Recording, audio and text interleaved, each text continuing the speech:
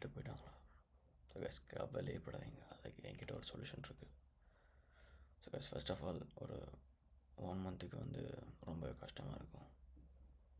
I understand because I was in your situation before. So அதுக்கு நீங்கள் என்னென்ன பண்ணணும், அந்த 1 மந்த்தை வந்து அப்படியே நீங்கள் அந்த ஃப்ளோவில் விட்டுறணும். ஸோ ஒன்றுமே பண்ணக்கூடாது. திங்க் பண்ணுங்கள், எல்லாமே பண்ணி முடிச்சிடுங்க.